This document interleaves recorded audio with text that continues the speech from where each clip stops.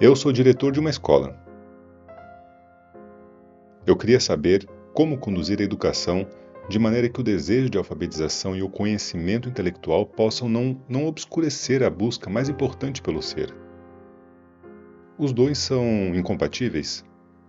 Se eles não são, então a partir de que idade e de que maneira os jovens podem ser melhor estimulados rumo à busca da verdade real interna? O orgulho de aprendizado e o desejo de apreciação é que são condenados, e não o próprio aprendizado. O aprendizado que leva à busca da verdade e humildade é bom. Nos Vedas existem os seguintes versos: Veja o ser em você mesmo como o éter puro em todos os seres, dentro e fora. Não envergonhado, caia prostrado mesmo diante de um pária, uma vaca ou um burro. Enquanto o ser não for percebido em todos, adore a todos de corpo e mente. Com o conhecimento correto, veja tudo como Brahma. Quando isso é esclarecido, todas as dúvidas acabam e você permanece recolhido no ser. Então eu pergunto: esse é um caminho verdadeiro para a realização do único ser? Não seria mais fácil a prática de ver Bhagavan em tudo do que buscar o supramental através da indagação mental quem sou eu? Sim, quando você vê Deus em todos, você pensa em Deus ou não? Você certamente deve manter Deus em sua mente, para ver Deus em tudo à sua volta. Manter Deus em sua mente se torna dhyana, concentração. Dhyana é a fase antes da realização. A realização é apenas no ser. Dhyana deve precedê-la. Se você faz dhyana de Deus ou do ser, é irrelevante. O objetivo é o mesmo. Mas você não pode escapar do ser. Você quer ver Deus em todos, mas não em você mesmo? Se tudo é Deus, você não está incluído nesse todo? Sendo você mesmo Deus, é de admirar que todos sejam Deus? Deve haver um observador e um pensador para nivelar a prática. Quem é ele?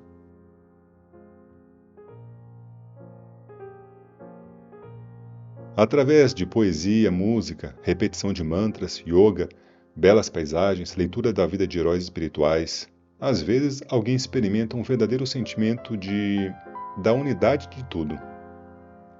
Esse sentimento de silêncio profundo bem-aventurado, em que o eu pessoal não tem lugar, é a entrada do coração da qual Bhagavan fala?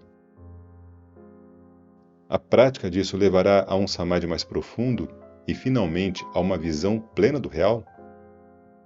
Sim, existe felicidade em vistas agradáveis.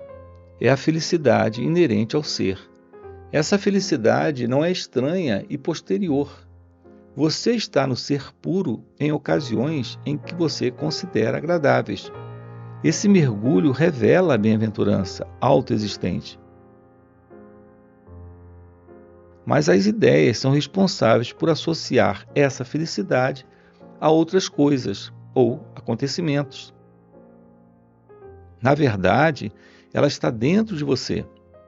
Nessas ocasiões, você está mergulhado no ser, embora inconscientemente. Se você faz isso conscientemente, você a chama de realização.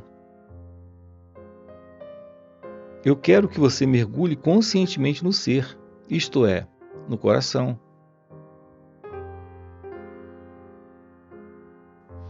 Se o ser é sempre realizado, nós devemos nos manter quietos. É isso mesmo?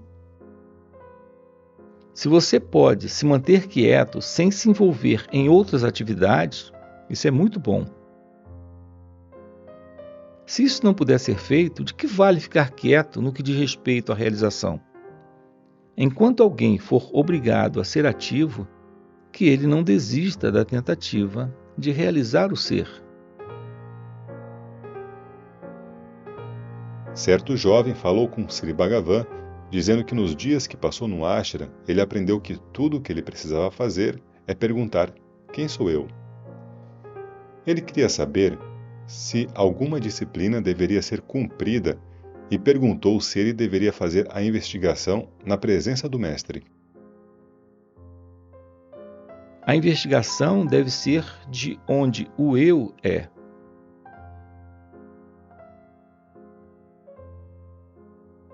As pessoas trabalham para obter o maior bem da vida. Eu acho que elas não estão no caminho certo. Sri Bhagavan passou por disciplinas espirituais que envolvem um elevado nível de autodisciplina, solidão e períodos de profunda meditação e alcançou a meta. Sri Bhagavan também deseja que todos alcancem a meta e está disposto a ajudá-los para esse fim. As disciplinas de Bhagavan devem permitir que outros atinjam o objetivo com bastante facilidade. Eles não precisam ser submetidos a todas as dificuldades pelas quais Sri Bhagavan já passou. O seu caminho foi facilitado por Sri Bhagavan. Eu não estou certo? Se fosse assim, todos alcançariam a meta facilmente. Mas cada um deve trabalhar por si mesmo. Um jovem deu um recado escrito para Sri Bhagavan e esperou a resposta. Ele perguntou onde podiam ser encontrados outros santos, ou Mahatmas, de quem ele pudesse se aproximar em busca de orientação. Ele confessou que tinha deixado sua casa sem informar os mais velhos, para que pudesse procurar Deus através dos Mahatmas. De fato, ele não sabia nada de Deus ou da busca por ele. Por isso, ele desejava ver Mahatmas. Eu devo responder a toda e qualquer pergunta. Se eu não fizer isso, eu não sou grande, que é o significado da palavra Maha. O rapaz rasgou o papel e escreveu outro que dizia: Você é gentil com esquilos e lebres. Você os afaga quando eles lutam para fugir de você. No entanto, você é indiferente aos seres humanos. Por exemplo, eu deixei minha casa e estou aqui esperando há 15 dias. Em alguns dias eu nem tive comida. Eu estou me esforçando. Ainda assim você não se importa comigo. Olha aqui, eu não sou dotado de visão à distância. Deus não me concedeu esse dom. O que devo fazer? Como eu posso responder às suas perguntas? As pessoas me chamam de Maharshi e me tratam assim, mas eu não me vejo como Maharshi. Por outro lado, cada um é um Maharshi para mim. É bom que você, nessa idade precoce, esteja tentando procurar Deus. Concentre-se nele. Faça o seu trabalho sem desejar seus frutos. Isso é tudo que você deve fazer. Um extrato do livro Um Eremita nos Himalaias foi encontrado no jornal.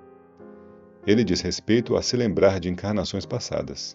Nele, o escritor mencionou os métodos budistas de obter essa faculdade. Sri Bhagavan disse: Há uma classe de pessoas que querem saber tudo sobre seu futuro ou seu passado. Elas ignoram o presente. A carga do passado forma a miséria atual. A tentativa de recordar o passado é uma mera perda de tempo.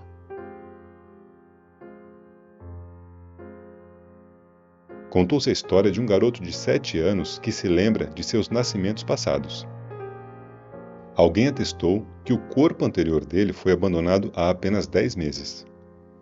Surge a questão de como a matéria se encontrava por 6 anos e 2 meses antes da morte do antigo corpo. A alma ocupava 2 corpos ao mesmo tempo?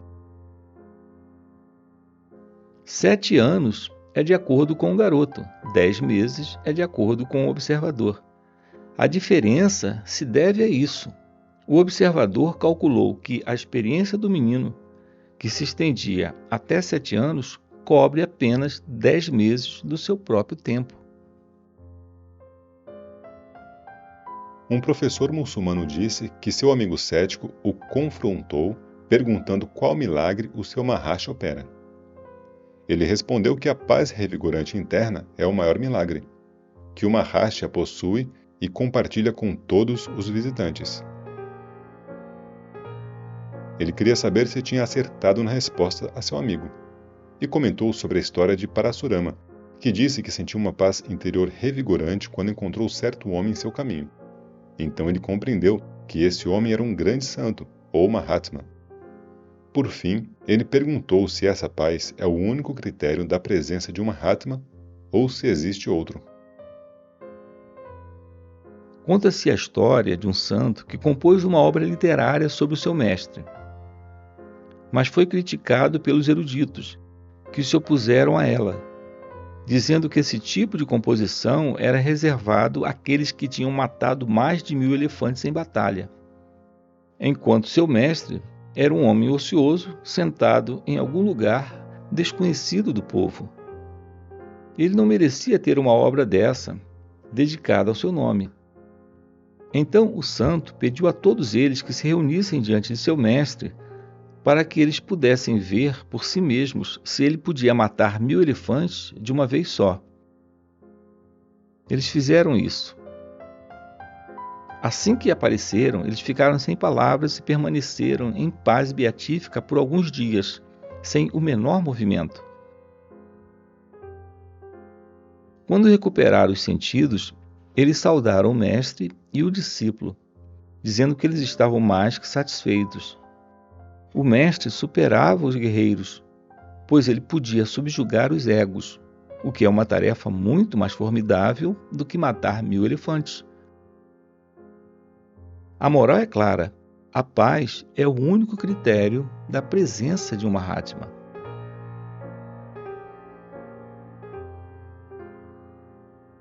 Bhagavan diz que o coração é o ser. A psicologia afirma que a maldade, a inveja, o ciúme e todas as paixões têm o seu lugar no coração. Como essas duas afirmações devem ser reconciliadas?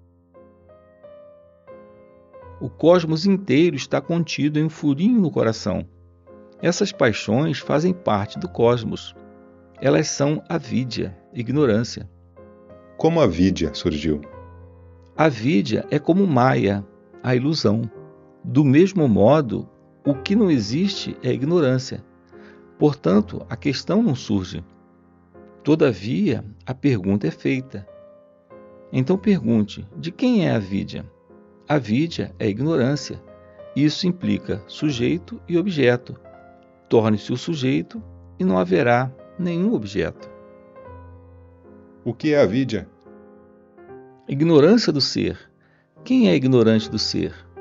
O eu deve ser ignorante do ser. Existem dois eus? Bhagavan vê o mundo como parte de si mesmo? Como ele vê o mundo? Só o ser é, e nada mais. No entanto, ele é diferenciado devido à ignorância. A diferenciação pode ser de 3 categorias, do mesmo tipo, de um tipo diferente ou como partes em si. Mas o mundo não é outro ser semelhante ao ser. Ele não é diferente do ser. Ele também não é parte do ser. O mundo não é refletido no ser? Para que exista o reflexo, deve haver um objeto e uma imagem. Mas o ser não admite essas diferenças. Então Bhagavan não vê o mundo. O que você chama de Bhagavan? Uma alma individual mais avançada do que eu. Se você entende a sua alma, a outra alma também é entendida. Eu não quero discutir, eu quero aprender. Por favor, me instrua. Se você deseja aprender, a discussão é inevitável. Deixe tudo isso de lado. Considere o seu sono. Você então está ciente da escravidão? Você então está ciente do próprio corpo? O senso de escravidão está associado ao corpo. Do contrário, não há escravidão. Nenhum material com o qual amarrar e ninguém para ser amarrado.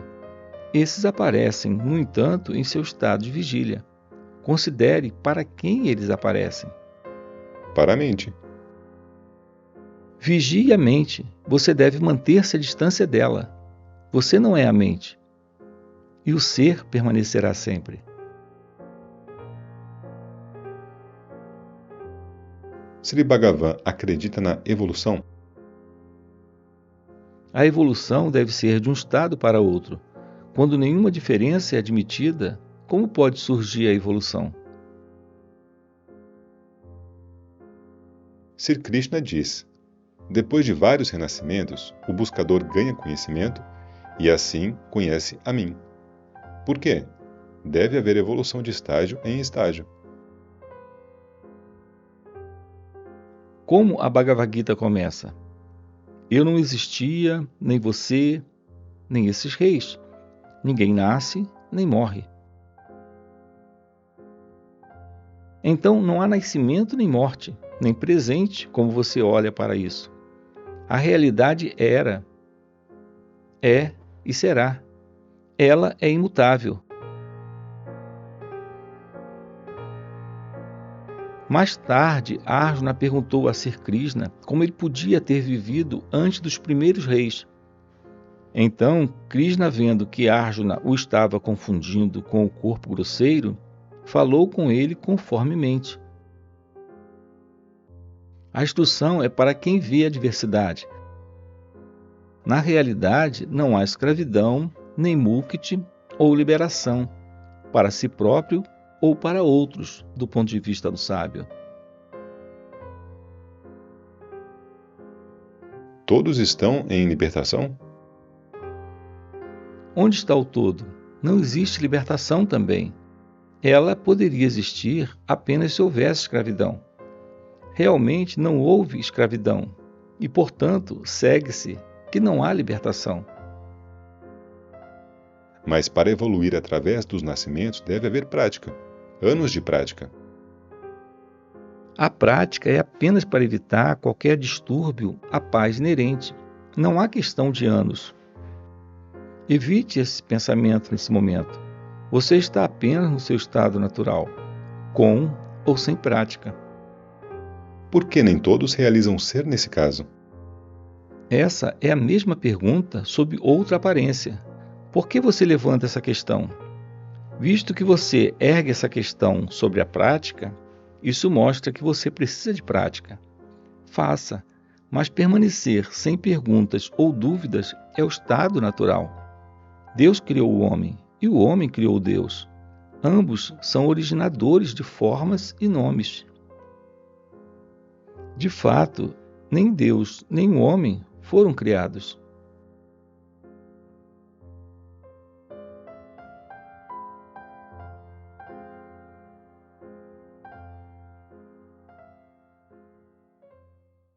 O mundo é materialista.